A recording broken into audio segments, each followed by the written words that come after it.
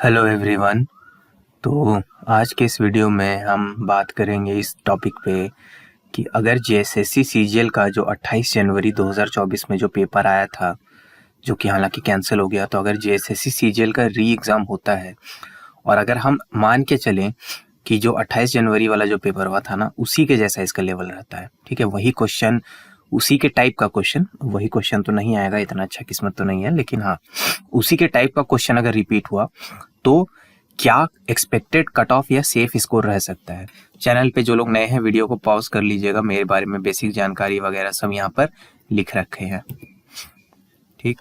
साथ में JSSC CGL paper 3 का टेस्ट सीरीज और पेपर 2 इंग्लिश का test series exam cluster mobile app में अवेलेबल है। और एक नया चीज आप लोग के लिए आया है, जेएसएससी मैथ मास्टरमाइंड का कोर्स। ये कोर्स में अलग क्या है कि एक तो इसका मेन जो टारगेट ऑडियंस है वो ऐसा लोग है जिसका मैथ्स बहुत वीक रह गया था, ठीक है, यानी जिसका अटेम्प्ट 5 से 10 वाले रेंज में फंसा हुआ है आउट ऑफ 20 क्वेश्चन मैथ्स का, उसके लिए डिजाइन किया गया है। जेएसएससी और जेएसएससी मतलब जितना भी एग्जाम है, सिर्फ सीजीएल ही नहीं, जेएसएससी के दूसरे एग्जाम्स के लिए भी हेल्पफुल रहेगा और क्वेश्चंस के थ्रू आपको कॉन्सेप्ट समझाया जाएगा, यानी बहुत ज़्यादा समय आपका वेस्ट नहीं किया जाएगा। बहुत यूनिक अप्रोच है। इसका demo videos exam cluster app में है, वहां जाकर के आप इसको देख सकते हैं। और अभी अगर आप कोई भी चीज़ एग्जाम क्लस्टर ऐप से लेते हैं तो आपको डबल डिस्काउंट मिलेगा, 20% ऑफ मिलेगा हर प्रोडक्ट पे। कोई भी टेस्ट सीरीज हो, कोई भी आपका कोर्स हो, उस पर आपको डबल डिस्काउंट मिलेगा। कूपन कोड अगर आप ऑफिसर का प्रयोग करते हैं, OFFICER, ध्यान रखेंगे 5 मई के आधी रात को ये ऑफर खत्म हो जाएगा, तो 5 मई से पहले पहले आप जाके इनरोल कर लीजिए और बाद में हो सकता है आप भूल जाएं, इसीलिए अभी इनरोल कर लीजिए किसी भी टेस्ट सीरीज या कोर्स जिसको भी आपको लेना है। कूपन कोड यहाँ पे ऑफिसर ये वाला अप्लाई कर दीजिएगा, लिंक हम पहले कमेंट में लगा देंगे एग्जाम क्लस्टर ऐप का। चलिए, इस एनालिसिस में हम क्या किए हैं ना कि जो भी सवाल आया था उसको 3 कैटेगरी में बांटे हैं। सिंपल सा कैटेगरी है, एक इजी कैटेगरी। इजी कैटेगरी का सवाल ऐसा सवाल है जिसको एवरेज भी आप कोई पढ़ाई करेगा, मतलब कोई अगर महीना दिन 2 महीना भी पढ़ाई किया होगा, कॉमन मटेरियल को अगर ढंग से चाट के गया होगा 1-2 महीना भी, तो इजी क्वेश्चंस को वो बना सकता है। फिर आता है मीडियम का सवाल। मीडियम सवाल ऐसा सवाल हम मानते हैं जिसमें थोड़ा अच्छा से पढ़ना होगा, ठीक है, जो कॉमन मटेरियल है उसको बढ़िया से डीप में जाकर के पढ़ेंगे, तब जाके ये सवाल बनता, ठीक है।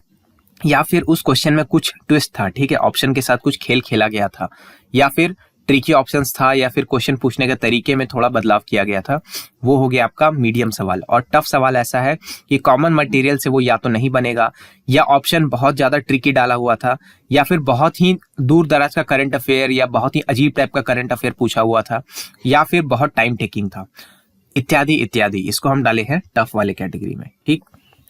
चलिए अब बात करते हैं सेक्शन वाइज। हम बात करेंगे कि हमको रफली इसमें कितना इजी, मीडियम और टफ क्वेश्चंस मिला, ताकि आपको एक रफ आइडिया मिल जाए कि किस सेक्शन में ज्यादा टफ सवाल आ रहा है, किस सेक्शन को और ज्यादा शार्प करने का जरूरत है, ठीक।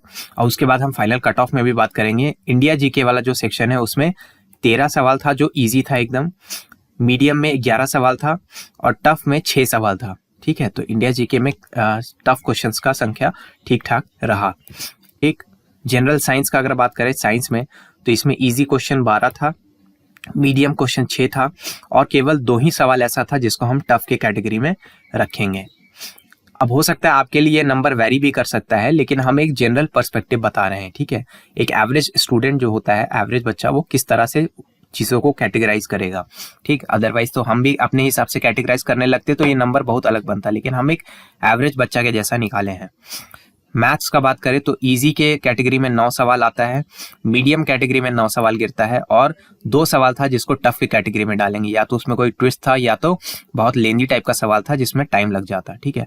तो मैथ्स का ये बेसिक एनालिसिस रहेगा। 9 और 9 मिला के 18 सवाल ऐसा था जिसको कोई भी व्यक्ति अगर थोड़ा अच्छा से तैयार किया है मैथ्स को, तो 18 सवाल वो हिट कर सकता था, बशर्ते कि वो अपना टाइम मैनेजमेंट बाकी सेक्शन में सही किया। टाइम मैनेजमेंट को भी काउंट करना होगा, ठीक है। जैसा कि हम स्टार्टिंग में बताए थे, जेएसएससी मैथ मास्टरमाइंड का कोर्स अभी एग्जाम क्लस्टर ऐप में अवेलेबल है। सारे जेएसएससी एग्जाम्स को टारगेट करता है। एमसीक्यू के थ्रू, क्वेश्चंस के थ्रू आपको कॉन्सेप्ट को समझाया जाता है, थोड़ा यूनिक अप्रोच रखा गया है। जिन लोगों का मैथ्स जो है थोड़ा वीक है उनके लिए ये स्पेशली डिजाइन किया गया है, लेकिन नॉर्मल लोग भी इसको यूज कर सकते हैं। इसका जो जितना भी डेमो वीडियोस है वो एग्जाम क्लस्टर ऐप में अवेलेबल है, इसका लिंक हम पहला कमेंट में लगा दिए हैं। बहुत ही कंसाइज है, महीना 1.5 महीना के अंदर ये पूरा सारा वीडियो रिकॉर्डेड फॉर्म में वहां पे अपलोड हो जाएगा। अभी से आप इनरोल करके रख सकते हैं, और अगर कूपन कोड ऑफिसर का यूज कीजिएगा इनरोल करते वक्त तो मैक्सिमम पॉसिबल डिस्काउंट मिलेगा। बहुत ही अफोर्डेबल प्राइस पे ये कोर्स आपको मिल जाएगा। 5 मई तक स्पेशल डिस्काउंट भी, सेल भी चल रहा है, तो डबल डिस्काउंट यानी 20% ऑफ आपको मिलेगा। ऐसे आमतौर पर 10% ऑफ मिलता है, लेकिन 5 मई रात 12 बजे तक आपको 20% का डिस्काउंट मिलेगा कूपन कोड ऑफिसर इस्तेमाल करने पे। चलिए अगला बात करते हैं रीजनिंग वाला सेक्शन का। रीजनिंग में 10 सवाल था जो पूरा इजी के कैटेगरी में हम डालेंगे, मीडियम के कैटेगरी में 7 और टफ कैटेगरी में 3 है। टफ कैटेगरी 3 डालने का मतलब यह है कि वो सवाल या तो थोड़ा लेंदी था या थोड़ा घुमा हुआ था, ठीक है।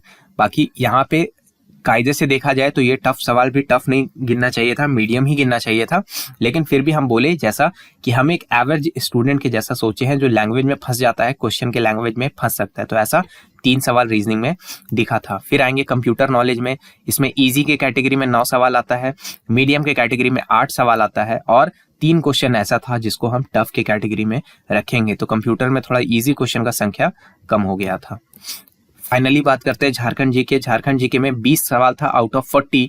20 सवाल ऐसा था जो कंप्लीट इजी था, जिसको कोई भी नॉर्मल तैयारी भी किया होगा तो आराम से हिट किया होगा। आप लोग खुद बना के आए हैं, पता ही होगा।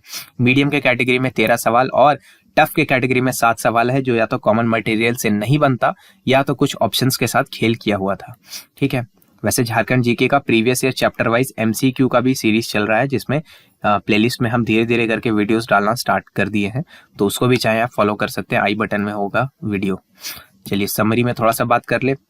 सबसे ज्यादा टफेस्ट, सबसे जो मुश्किल सेक्शन था वो इंडिया जीके वाला रहा, जिसमें 20% जो सवाल है वो टफ के कैटेगरी में गिरा। तो सबसे कठिन जो सेक्शन है वो इंडिया जीके वाला ही रहा, सवाल देख के समझ में आया।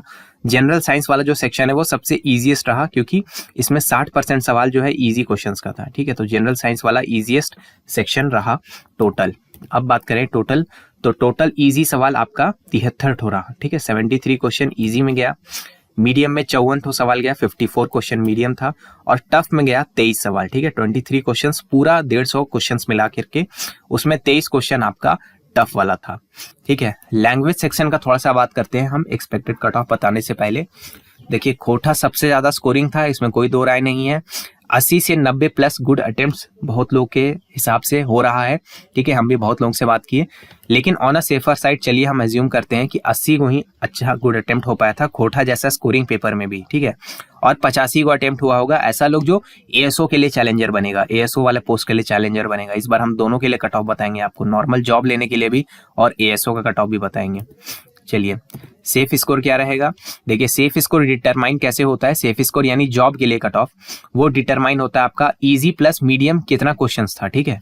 यानी इजी सवाल और मीडियम सवाल दोनों मिला के नंबर ऑफ क्वेश्चन कितना हुआ पेपर 3 में, और 90% हम एफिशिएंसी मानेंगे कि एग्जाम के माहौल में सारा इजी मीडियम सवाल आप टैकल नहीं कर लीजिएगा, थोड़ा तो आपसे गलती भी होगा, तो हम मानेंगे कि आपका एफिशिएंसी केवल 90% का ही है, 10% आपसे दिक्कत होगा। तो 0.9 से हम इसको मल्टीप्लाई कर रहे हैं, क्योंकि 90% का हमको एक्यूरेसी लेना है। तो इससे हम 114 के फिगर पे पहुंचेंगे पेपर 3 में, ध्यान रखिएगा। लैंग्वेज में हम लोअर लिमिट में ही मानते हैं कि चलिए 80 सवाल ही आपका गुड अटेम्प्ट में गिनाएगा। तो कट ऑफ जनरल का कैसे बनता है, किसी जॉब के लिए जनरल का कट ऑफ 114 प्लस 80 194 क्वेश्चंस का बनता है। इसमें हम एकदम कंजर्वेटिव एस्टिमेट लिए हैं कि आप 90% एफिशिएंट रहिएगा, टफ वाला एक भी क्वेश्चन नहीं कर पाइएगा।